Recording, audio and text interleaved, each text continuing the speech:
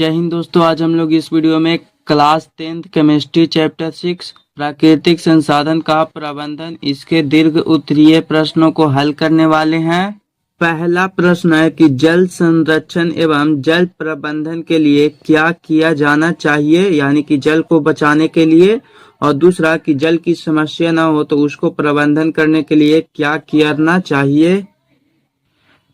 तो सबसे पहले हम लोग जल संरक्षण के बारे में लिखेंगे कि जल को देशीय वृक्ष रोपण कर तथा हम लोग अपनी आदतों में बदलाव लाकर भी जल संरक्षण कर सकते हैं। उसके बाद अब हम लोग जल संरक्षण यानी कि इसके प्रबंधन के उपाय लिखेंगे। तो लिखेंगे कि ब्रश करते समय पानी का नल नहीं खुला होना चाहिए। दूसरा कि किसी काम को करते समय जल का विवेकपूर्ण उपयोग करना चाहिए, जैसे कि नहाने में, बर्तन तथा कपड़ा धोने इत्यादि में। यानी कि ऐसा नहीं कि यदि हम लोगों को जल है वह मिलता है तो इसका उपयोग ऐसा नहीं करना चाहिए कि उसको चालू है तो चलते ही रहने देना चाहिए, बल्कि हमें जितना जल का उपयोग करना होता है उतना ही करके छोड़ देना चाहिए। तीसरा कि वर्षा के जल को सोखता गड्ढा बनाकर उसमें प्रवाहित करना चाहिए। अगला कि जल की खपत कम करनी चाहिए। फिर है कि इस्तेमाल किए हुए पानी को बगीचों में डाल देना चाहिए, यानी कि जितने भी पानी को हम लोग यूज करते हैं जैसे कि नहाने में, कपड़ा धोने में इत्यादि में, तो उन सभी जलों को बगीचे में डाल देना चाहिए, जिससे कि उससे बगीचे में जितने भी फसल होंगे उन सभी को भी जल की आपूर्ति हो जाएगी। तो इस प्रकार से ही जल का प्रबंधन कर सकते हैं। अगला प्रश्न है कि वनों के ह्रास के कारणों का उल्लेख करें, यानी कि वनों के कमी होने का कौन कौन सा कारण है। इसका उत्तर लिखेंगे कि जनसंख्या की वृद्धि ने वनों को ह्रास से को अधिक प्रोत्साहित किया है, यानी कि लोगों की जो वृद्धि हुई है उससे ही वनों को बहुत ही अधिक मात्रा में ह्रास हुआ है। जनसंख्या वृद्धि के कारण वनों की कटाई की जा रही है। आज मनुष्यों की आबादी इतनी बढ़ रही है कि मनुष्यों वनों को काटने पर आमदा है, जिससे कि वनों का ह्रास होता है। दूसरा कारण कि लोग जलावन के लिए अधिक से अधिक वनों को काटते हैं, जिससे कि वनों का ह्रास होता है।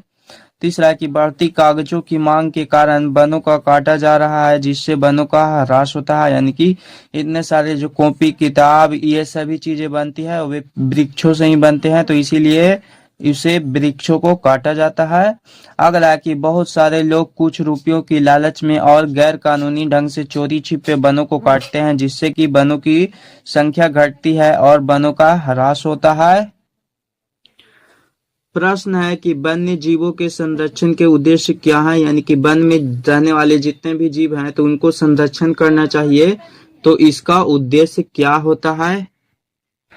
इसका उत्तर लिखेंगे कि वन्य जीवों के संरक्षण के निम्नलिखित उद्देश्य हैं। पहला कि वन्य जीवों की पूर्ण सुरक्षा तथा विलुप्त होने वाले जंतुओं को संरक्षण प्रदान करना, यानी कि बहुत से जीव जंतुएं थी जो कि गायब हो रहे थे तो उन सभी को संरक्षण देना था।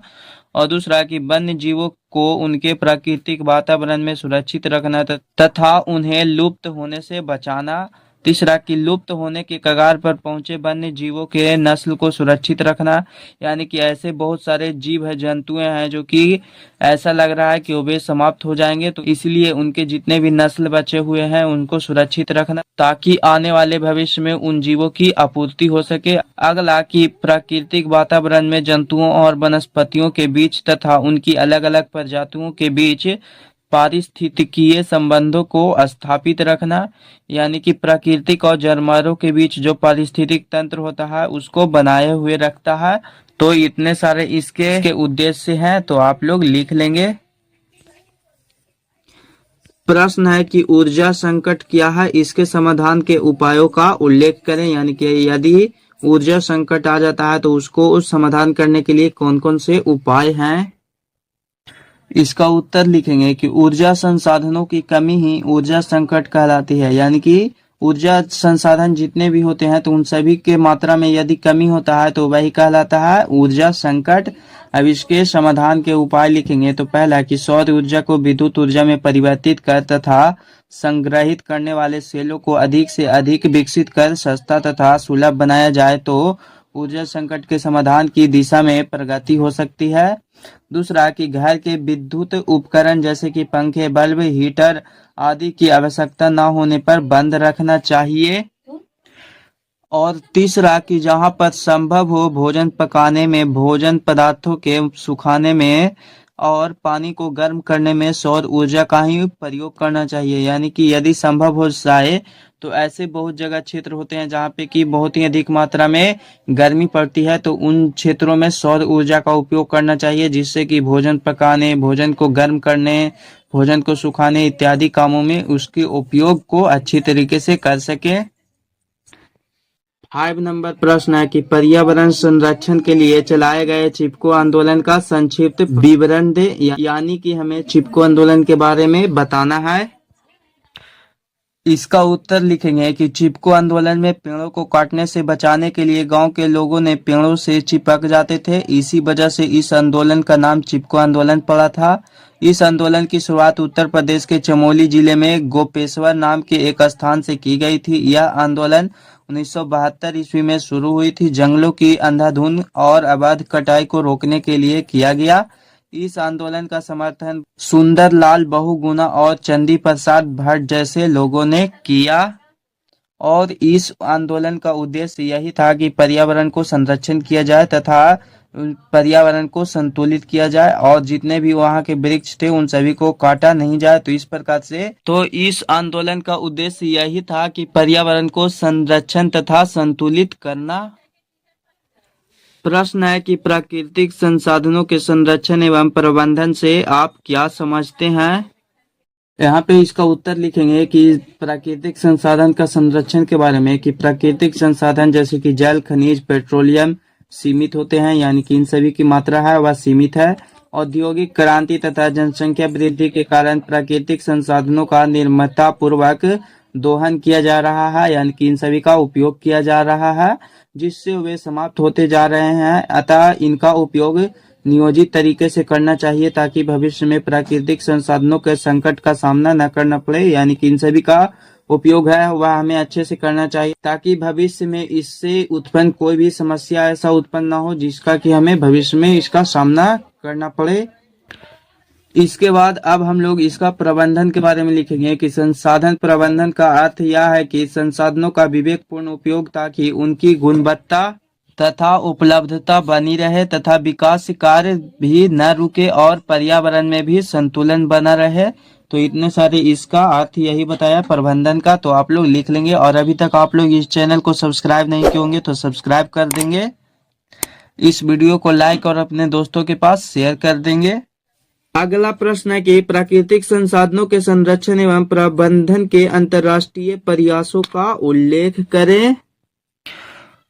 उत्तर लिखेंगे कि प्राकृतिक संसाधनों के संरक्षण एवं प्रबंधन के अंतर्राष्ट्रीय प्रयास निम्नलिखित है। पहला कि मृदा सर्वेक्षण तथा भूमि क्षमता मूल्यांकन।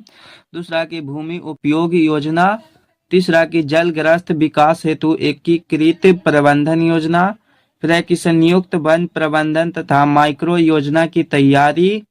वर्षा जल संचयन तथा जल संरक्षण। फिर अगला है प्राकृतिक संसाधन हेतु मास्टर योजना की तैयारी। अगला है कि बंजर भूमि का विकास। फिर है कि अपवाह क्षेत्र उपचार योजना। तो इतने सारे ये सभी योजनाएं चलाए गए थे और साथ ही ये सभी संरक्षण करने के ही तरीके हैं और साथ ही ये सभी इसके प्रबंधन करने के अंतर्राष्ट्रीय उपाय हैं जो कि हर जगह क्षेत्र में किया जा रहा है। तो आप लोग ये सभी लिख लेंगे। अब इसका लास्ट प्रश्न है कि वर्षा के जल संचयन के लाभ का संक्षिप्त विवरण दे। यानी कि वर्षा के जल को यदि हम लोग एक जगह संचित यानी कि जमा करके रखते हैं तो उसका लाभ क्या होता है, हमें इसके बारे में बताना है।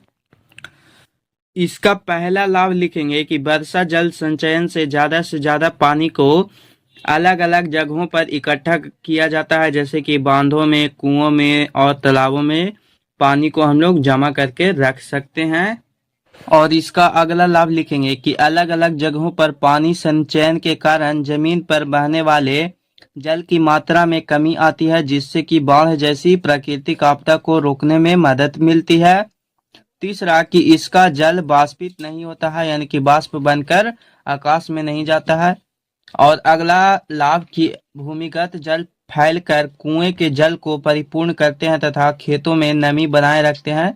यानी कि जब वर्षा होती है तो वह जल है वह भूमि के अंदर रिस कर तो जाता ही है, और साथ ही वह जहाँ पे कुएं बने हुए होते हैं तो वह जमीन के अंदर से ही उस कुएं में चला जाता है, और तथा जितने भी खेत ये सभी होते हैं उन सभी को नमी बनाए हुए रखती है, जिससे कि फसल को ज्यादा मात्रा में उसका लाभ मिल पाता है। तो इतने सारे इसके लाभ हैं, तो आप लोग लिख लेंगे। अभी यहाँ पे सारे प्रश्न सॉल्व हो चुके हैं। तो मिलते हैं हम लोग फिर एक नए वीडियो के साथ, तब तक के लिए जय हिंद जय भारत।